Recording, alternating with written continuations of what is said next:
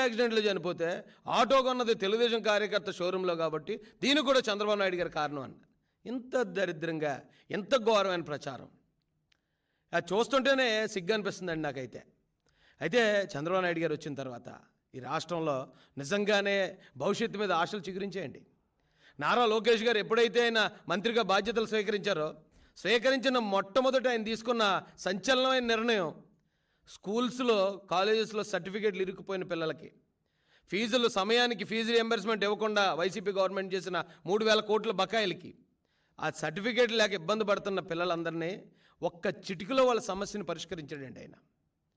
దాంతోపాటు 25 మంది దివ్యాంగుల కోసం ఒక మార్క్ లిస్టు ఆ ప్రొఫార్మా మొత్తం మార్చి ఒక జీవో కూడా ఇష్యూ చేసి 25 మంది కోసం కూడా ప్రభుత్వం దిగొస్తుంది అవసరమైతే. ఈ రాష్ట్రంలో ఉన్న ప్రతి ఒక్క ప్రాణం, ప్రతి ఒక్క జీవితం ఈ తెలుగుదేశం కూటమి ప్రభుత్వానికి ఇంపార్టెంటే అని నారా లోకేష్ గారు తెలియజేశారు. 25 కాదండి, కేవలం కువైట్లో ఒకే ఒక్కడు అక్కడ బాధలు పడుతుంటే ఆ బాధలు చూసి చలించిపోయిన లోకేష్ గారు ఒక్క కుటుంబం కోసం, ఒక్క వ్యక్తి కోసం కూడా ముందుకొచ్చాడు. అంటే ఒక్క వ్యక్తి ప్రాణం, ఒక్క వ్యక్తి జీవితం కూడా ఈ ప్రభుత్వానికి ఎంత ముఖ్యమో తెలియజేస్తున్నారు.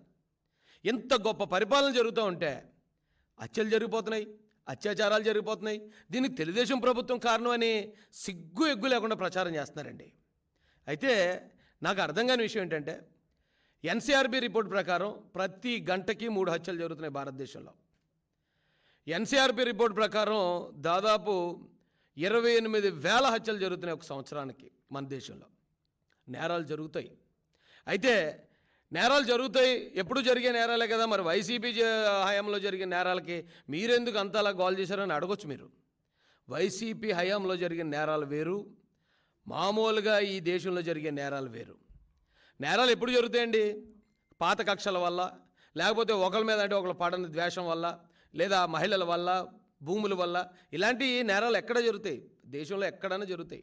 అందుకే కదా అలాంటి నేరాలు జరుగుతాయనే రాజ్యాంగంలో మనం పోలీస్ వ్యవస్థ, కోర్టులు, జైళ్ళు ఇవన్నీ ఏర్పాటు చేసింది నేరాలు జరుగుతాయనండి.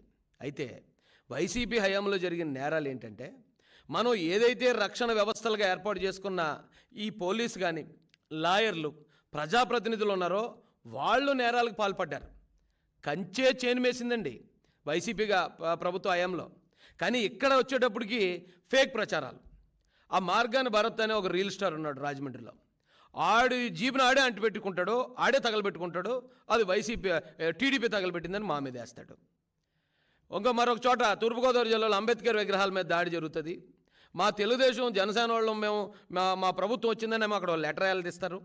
కానీ ఎంక్వైరీ చేసి డాగ్ స్క్వాడ్ వెళ్తే ఆ క్లూస్ అన్నీ లాగితే ఓ వైసీపీ సర్పంచ్ అరెస్ట్ అవుతాడు.